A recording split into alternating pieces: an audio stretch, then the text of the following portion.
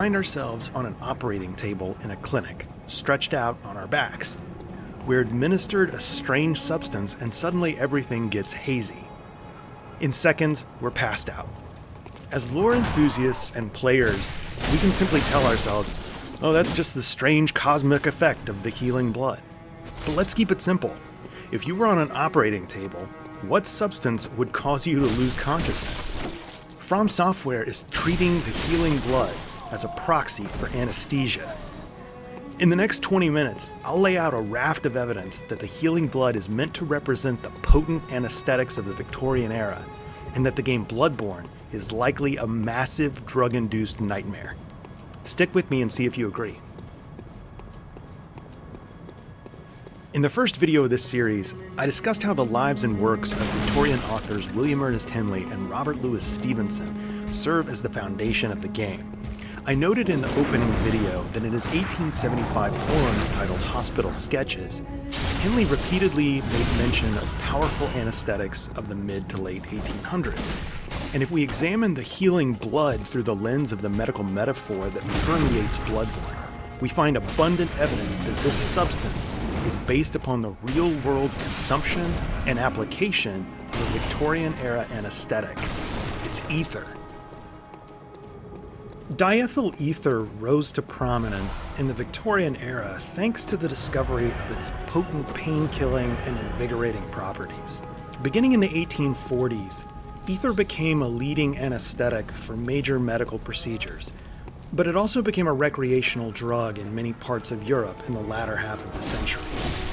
It remained popular among the lower classes in Eastern Europe, particularly in Poland, well into the 20th century. Ether provides a strong, rapidly onsetting inebriation, and because of its powerful pain-suppressing qualities, it was considered a universal cure by Polish peasants. Ether can be consumed like alcohol, but the inebriating effects are far stronger, and ether imparts a unique sense of euphoria. These characteristics accurately describe the effects of Bloodborne's healing blood, which, like ether, is considered by the masses as a sort of panacea or cure-all. It's no surprise, then, that in Yharnam, the healing blood, according to the pungent blood cocktail, is more intoxicating than alcohol. The pungent blood cocktail, thanks to its name, also helps us identify one of the most important elements connecting the healing blood to ether. It's the smell. Ether is renowned for its sweet smell, so much so that it was originally called the sweet oil of vitriol, the term vitriol referring to the glassy look of liquid ether. Ether, when consumed in liquid form, continues to emanate a potent smell from the drinker even days after consumption, slowly dissipating through the breath and the skin and penetrating everything around, including clothing, fabrics, and even wood. In communities in which ether drinking was common, churches and other public spaces were said to smell of ether for days after large gatherings. The evidence, as we can see, begins to paint a picture. In ether, we have a highly intoxicating substance that provides a euphoric effect, is considered a universal cure, and has a sweet, potent smell. This sounds just like the healing blood. As you might have deduced, the smell is particularly relevant.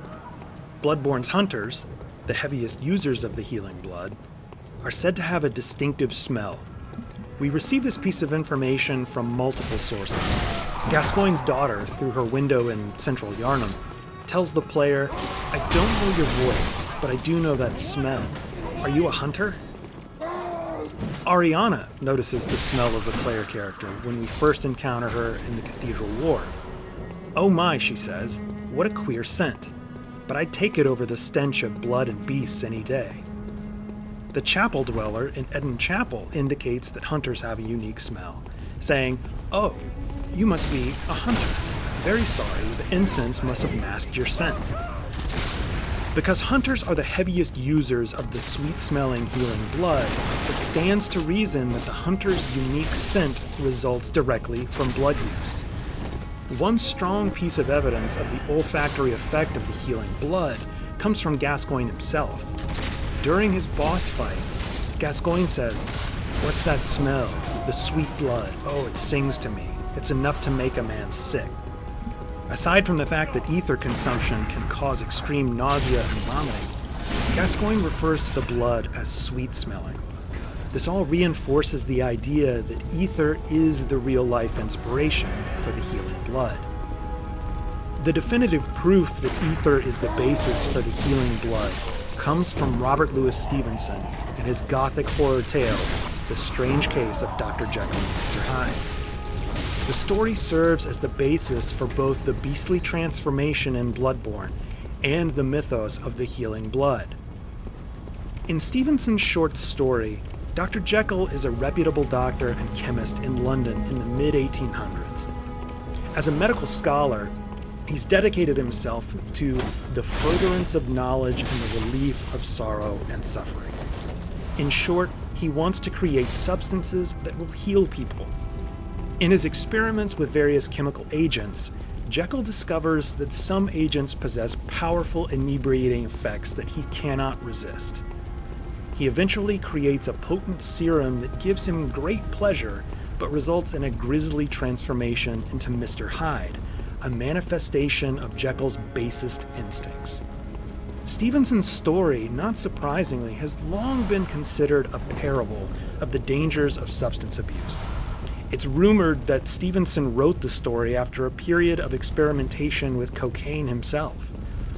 But there's a critical detail that helps us confirm that the story served as the inspiration for the healing blood, and that ether is indeed the real-life substance upon which the blood is based. The popular and extremely likely theory among literary historians is that Stevenson authored Jekyll and Hyde after learning of the tragic tale of Horace Wells.